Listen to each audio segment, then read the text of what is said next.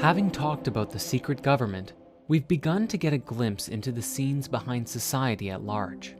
But things take a strange turn the deeper we go, as many of the mysteries surrounding the secret government suggest hidden powers beyond our wildest dreams.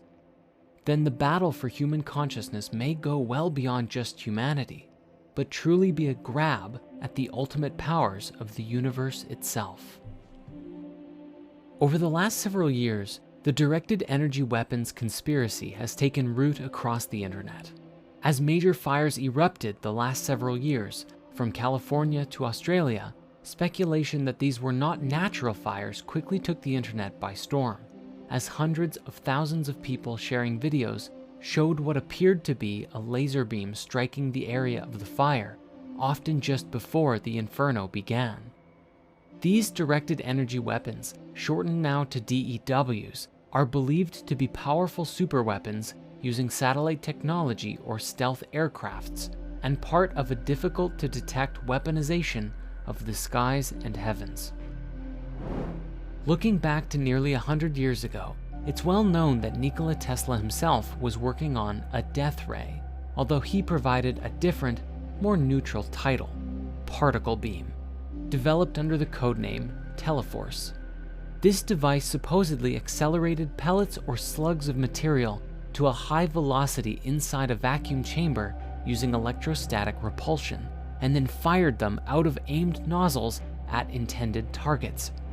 When talking about his device in 1934, he explained that many thousands of horsepower can thus be transmitted by a stream thinner than a hair, so that nothing can resist, going on to say that in theory, it could bring down a fleet of 10,000 enemy airplanes at a distance of 200 miles from a defending nation's border, and will cause armies to drop dead in their tracks, culminating in the tagline that it would be a weapon to end all wars.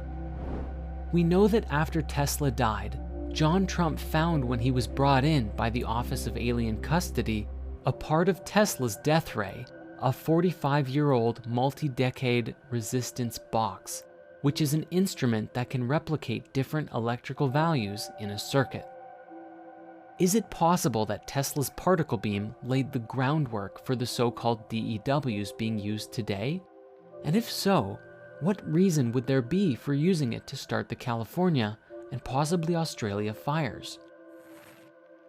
The first time DEWs were brought to the public attention was in 2017, when Napa, California suffered the biggest wildfire in its history, and countless YouTube investigations took place into videos and photos of fires skipping houses and trees, seemingly burning straight lines through the community.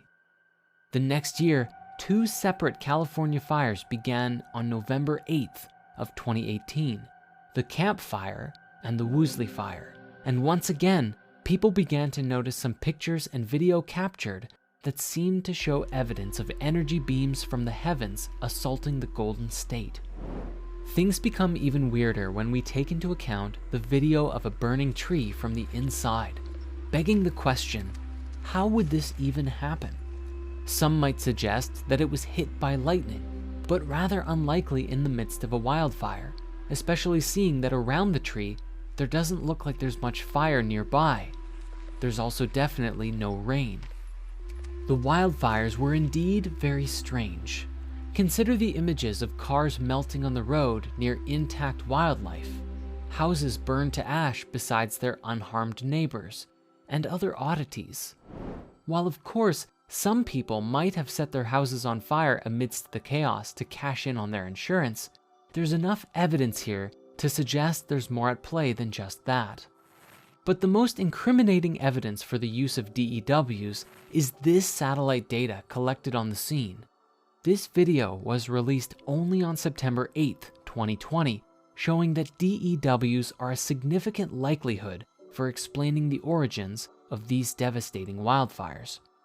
So, if it's true that wildfires are being started with DEWs, then who is behind it? Why are they doing it? Is it the Chinese or the Russians trying to covertly attack the US? Is it the government themselves trying to clear land or cause panic and poverty to breed dependence in its population?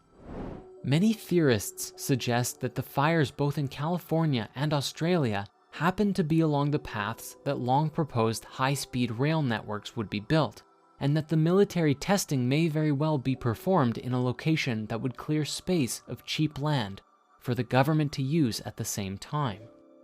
Interestingly, an update from the US Department of Defense themselves as recently as September 16th seemingly confirmed the presence of, or at least research into DEWs, saying that new technologies are fundamentally changing the character of war, and the two Air Force services are leading that charge. China and Russia seek to erode our long-standing dominance in air power through long-range fires, anti-access/aerial denial systems, and other asymmetric capabilities designed to counter our strengths. They went on to say that both China and Russia have placed weapons on satellites and are known to be developing directed energy weapons to exploit US systems. While the US government hasn't confirmed or denied if they have their own, if Russia and China has them, then it would only make sense that the US wouldn't be far behind, or even secretly be ahead. As we learned from Wernher von Braun, whoever controls and militarizes space ultimately controls the world. Perhaps space is already militarized, far more than any of us realize. DEWs are only half the story, however, for just as it's believed the powers that be have immense firepower in the form of super lasers, it's also suggested that they have even discovered how to manipulate and control other aspects of nature, being able to create rain and snow and storm anywhere and anytime, or even create earthquakes, which brings us to the next aspect of this theory, centered around the weather research program HAARP. Since the mid-2000s, the HAARP program has become pretty infamous for its connections with everything from chemtrails to hurricanes, and even as recently as 2010, the Venezuelan leader Hugo Chavez claimed that HAARP, or a program like it, triggered the Haiti earthquake. To be fair, he didn't cite a source, and the official story is that it was caused by the slippage of a previously unmapped fault along the border of the Caribbean and North American tectonic plates. At any rate, HAARP stands for High Frequency Active Auroral Research Program, and was essentially put forward as a weather research initiative. It was designed to analyze the ionosphere, a portion of the upper atmosphere that stretches from about 53 miles above the surface of the Earth to 370 miles up. The program had been funded by the Air Force, the Navy, the University of Alaska, and DARPA. In May of 2014, the Air Force announced that the HAARP program would be shut down later that year. But while experiments ended in the summer of 2014, the complete shutdown and dismantling of the facility was postponed until at least May of 2015. Nowadays, however, the facility and equipment are controlled by the University of Alaska Fairbanks, who hire it out to independent researchers. The official research was mostly weather-based, as you might have guessed, but the US military was also interested in the ionosphere because it plays a role in transmitting radio signals.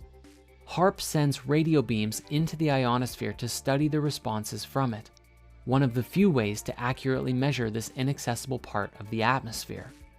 The end goal of the program, however, was to understand the physics of the ionosphere, which is constantly responding to influences from the sun. Solar flares can send solar particles racing toward Earth, occasionally disrupting communications and the electrical grid. If scientists could better understand what happens in the ionosphere, they might be able to mitigate some of these problems.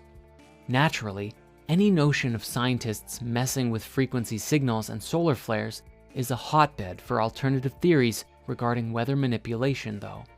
Mitchell Chosudovsky has argued that recent evidence suggests that HAARP is fully operational and has the capability of triggering floods, hurricanes, droughts, and earthquakes. While a lot of the theories surrounding HAARP are just conjecture, some sources have argued that during the Obama administration, it was used to cause Hurricane Sandy, and throughout its years of operation, it has arguably been responsible for thunderstorms in Iran, Pakistan, Haiti, Turkey, Greece, and the Philippines, and even causing major power outages the downing of TWA Flight 800, Gulf War Syndrome, and chronic fatigue syndrome.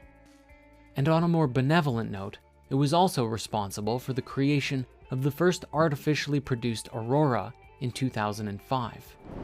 Interestingly, the program cost more than $290 million to build, with much of the budget being earmarked by the late Senator Ted Stevens, who had great influence over the US defense budget during his time in Congress. When looking into the whole thing though, two names that almost always come up are that of Nick Begich and his son Mark. Nick was an Alaskan politician who disappeared mysteriously in a plane crash in 1972, and over the years, his son became obsessed with uncovering mysteries. In his self-published book on HAARP, Mark claimed that a Russia military journal warned that blasting the ionosphere would trigger a cascade of electrons that could flip Earth's magnetic poles. While it may sound like a good science fiction novel, it's no secret that the Alaska State Legislature and the European Parliament held hearings about HAARP and did in fact get into disputes over concerns about what effects it could have on the environment. Further, the military's response only worried theorists more.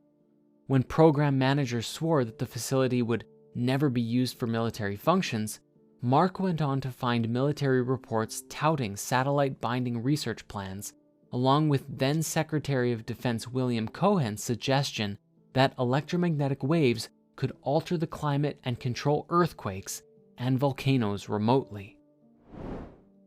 Numerous theories have also suggested that HAARP is responsible for a mysterious hum heard all around the world, along with the targeted individuals phenomenon using frequency targeting for certain individuals. Naturally, since the facility has officially been shut down, allegations argue that such actions and cases of advanced technology are the work of the deep state, which brings us to the next part of this theory. The Philadelphia experiment is probably one of the most famous advanced technology theories out there today, and it goes something like this. It was the summer of 1943, 2 years into the United States' involvement in World War II. A bloody sea battle was raging between American destroyers and the famed U-boat submarines of the Nazis. In the Philadelphia Naval Shipyard, a newly commissioned destroyer called the USS Eldridge was being equipped with several large generators as part of a top-secret mission to win the Battle of the Atlantic once and for all. Supposedly, however, these new generators weren't just for extra engine speed. Following the theoretical aspects of Project Rainbow, they were designed to power a new kind of magnetic field that would make the warship invisible to enemy radar. According to the theory, with the full crew on board, once the generators were switched on, witnesses described an eerie green glow surrounding the hull of the ship. Then, almost instantaneously, the Eldridge disappeared, not even visible to radar, entirely gone, vanished into thin air. According to supposed classified military reports, when the ship returned, members of the crew suffered terrible burns and disorientation, along with a few crew members being found partially embedded in the steel hull of the ship, still alive, but with legs or arms sealed to the deck. The experiment was allegedly based on an aspect of some unified field theory, which merged theories of electromagnetism and gravity into one complete theory. The generators were said to be able to bend light around an object via refraction, so that the object became completely invisible. However, other theories are far more interesting, suggesting that the Eldridge actually moved into a higher dimension, which is how, upon returning, people were found merged to the ship. Despite the effects on the crew, however, some theorists put forth that the experiment was repeated on October 28, 1943. This time, the Eldridge not only became invisible, but it disappeared from the area in a flash of blue light and reappeared in Norfolk, Virginia, over 200 miles away. It's said that the Eldridge sat for some time in view of men aboard the SS Andrew Furuseth, whereupon the ship vanished again and reappeared in Philadelphia at the site it had originally occupied. And what's more, it had somehow traveled 10 minutes back in time. To understand if there is any truth to this conspiracy event, however, we need to look at the people who first brought it to light. In general, almost everything we know about the Philadelphia experiment comes from two main people. In 1955, UFOologist, astronomer, and researcher Morris Jessup had just published his book on the case for UFOs in the government when he got two letters from a man named Carlos Miguel Allende, who claimed to have witnessed the events of the experiment, claiming that not only had the ship been rendered invisible, but that they had actually shifted dimensions. Jessup thought Allende was a wacko since he claimed to have been taught by Albert Einstein himself.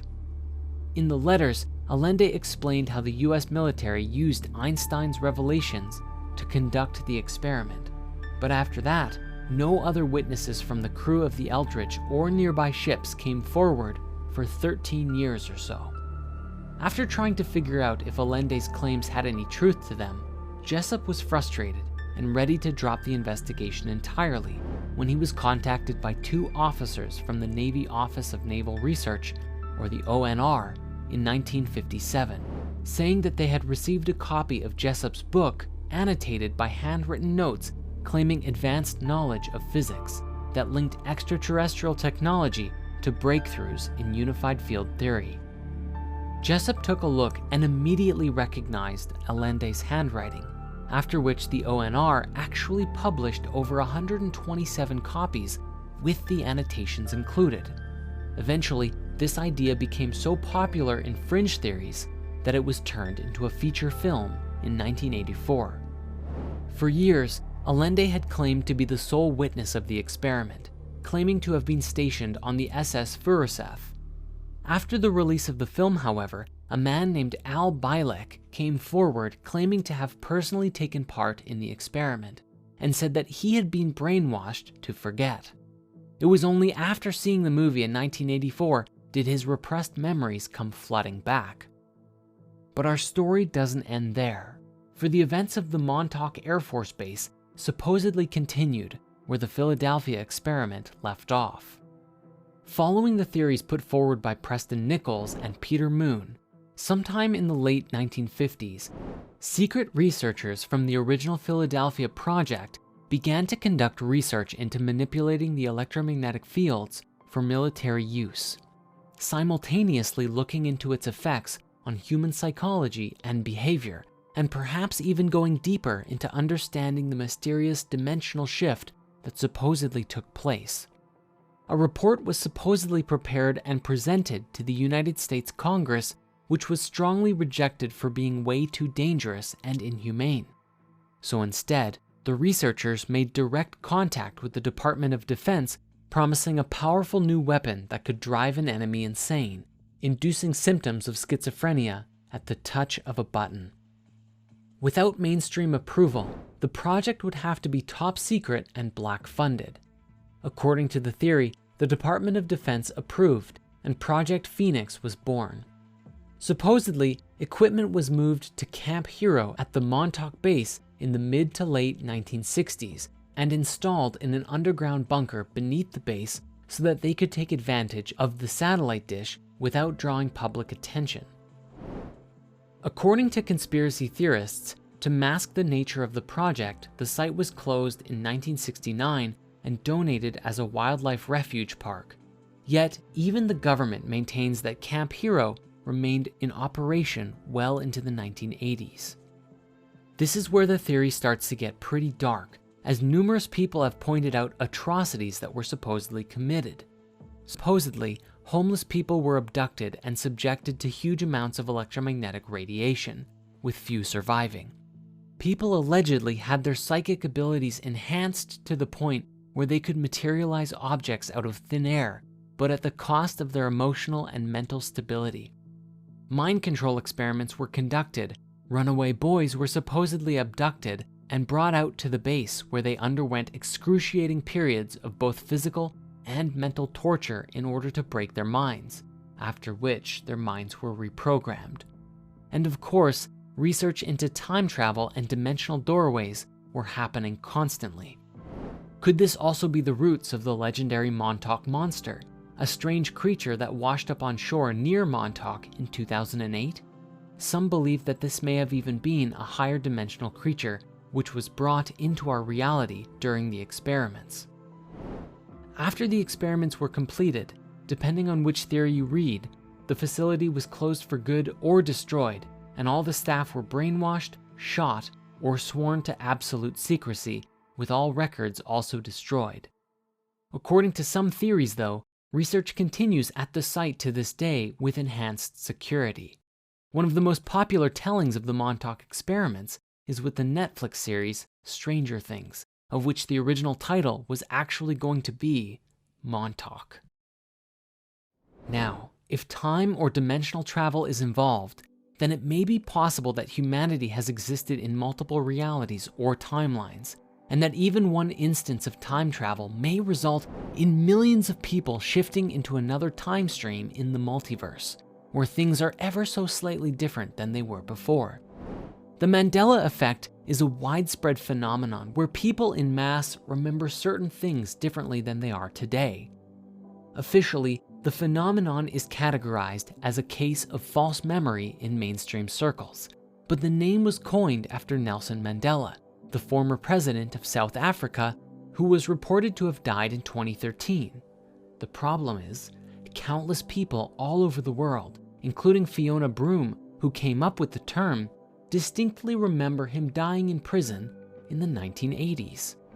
Another weird example is Neil Armstrong. Strangely, despite his importance, people had no recollection of his death. Many fans apparently forgot or didn't notice the news of his passing in August of 2012.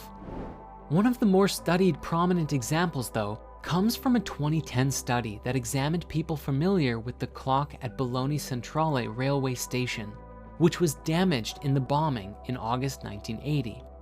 In the study, 92% of respondents falsely remembered the clock had remained stopped since the bombing, when, in fact, the clock was repaired shortly after the attack. Other very well-known Mandela effects include the title of the cartoon Looney Tunes actually being spelled Tunes rather than Toons. Curious George actually never having a tail. Febreze only being spelled with one E. Forrest Gump saying his famous phrase in the past tense, stating that life was like a box of chocolates. Pikachu having a black mark on his tail, but today he doesn't. Berenstain Bears actually spelt Berenstain Bears. And even some cases of people thinking there were 51 or 52 states in the US rather than 50. Although that last one might be just an indictment of the American education system. Some New Age proponents of this do argue that such large-scale false memories is evidence of dimension hopping or shifting to an alternative or parallel reality where things are similar but ever so slightly different. The question is, if this is true, who is causing us to switch realities?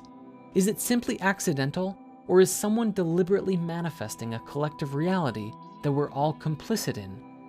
If the secret government did indeed perform time travel experiments and shifted our realities even just a bit, what else might have been changed in our past, present, or future? You see, if the powers that be actually have control of this reality, then nothing is off limits. Time and space could be bent to the will of anyone who had the power or technology to do so. In that case, the question is, who is ultimately driving the ship of the paradigms in which we exist? Do we have any say at all in our future? Who has the keys to ultimate power? The mysteries are about to be revealed.